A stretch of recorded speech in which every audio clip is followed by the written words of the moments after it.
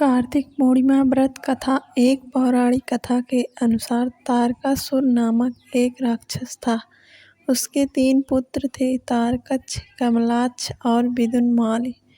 तारकासुर बहुत ही बलवान था। उसने धरती व स्वर्ग पर अपना आतंक मचा रखा था, जिससे परेशान होकर देवताओं ने भगवान शिव से उसका अंत करने के लिए प्रार्थना किया। उनकी प्रार्थना सुनकर भगवान शिव ने तारकासुर का वध किया। इससे देवता बड़े प्रसन्न हुए। उनके 3 पुत्रों को यह सुनकर बड़ा दुख हुआ और इन्होंने इसका बदला लेने के लिए ब्रह्मा जी की घोर तपस्या की। उनकी तपस्या से प्रसन्न होकर ब्रह्मा जी ने तीनों से वरदान मांगने को कहा। तीनों ने ब्रह्मा जी से अपने अमर होने का वरदान मांगा। ब्रह्मा जी ने अमरता के अलावा कोई दूसरा वरदान मांगने को कहा। इसके बाद उन तीनों ने कुछ देर तक इस पर बहुत विचार किया और फिर ब्रह्मा जी से कहा, आप 3 अलग अलग नगरों का निर्माण करें, जिसमें सभी बैठकर पूरी पृथ्वी और आकाश में घूम सकें। 1000 साल बाद हम मिलें तो हम तीनों के नगर मिलकर एक हो जाए।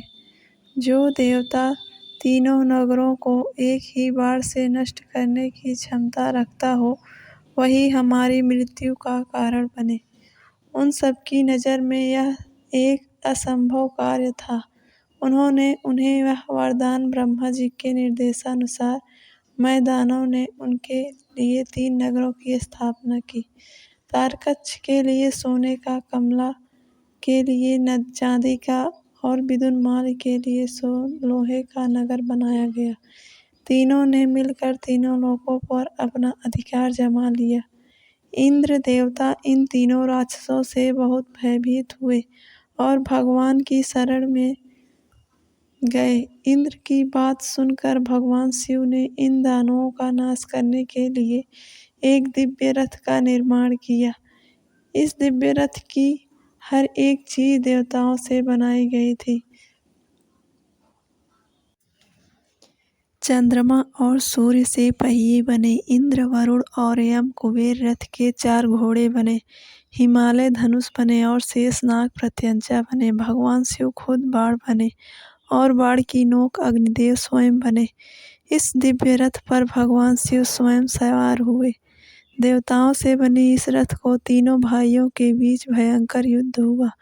युद्ध करते समय प्रभु लीला से एक ऐसा समय आया जब तीनों रथ एक ही सीध में आ गए। जैसे ही ये तीनों रथ एक ही सीध में आए, उसी समय भगवान शिव ने अपना बाण छोड़े और तीनों का नाश कर दिया।